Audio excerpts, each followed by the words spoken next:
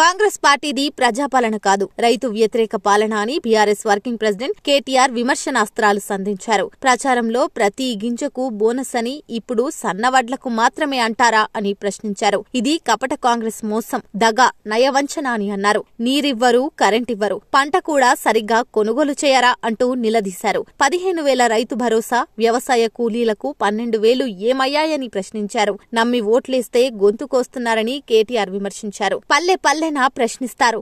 రైతన్నలతో Congress countdown మొదలైందని పేర్కొన్నారు. ఆ పార్టీది ఓట్ల నాడు ఓ ముచ్చట, నాట్ల నాడు ఓ ముచ్చట అని ఎద్దేవా చేశారు. ప్రతి రైతుకు డిసెంబర్ 9నే 2 లక్షల రుణమాఫీ అన్నారని, ఇంకా అమలు చేయలేదని, నేడు బోనస్ విషయంలో కూడా ప్రభుత్వ బోగస్ విధానాన్ని బయటపెట్టిందన్నారు. అసెంబ్లీ ఎన్నికల్లో హస్తం పార్టీ గాలి మాటలతో గారడి చేసిందని, లోక్సభ ఎన్నికల్లో ఓట్లు డబ్బాలో పడగానే తన నిజస్వరూపాన్ని బయటపెట్టిందని కేటీఆర్ విమర్శించారు.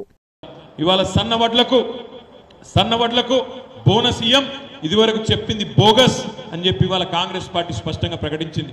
అసలు తెలంగాణలో పండించేదే దొడ్డు వడ్లు. 80-85% వడ్లు మన దగ్గర పండేటియే దొడ్డు వడ్లు.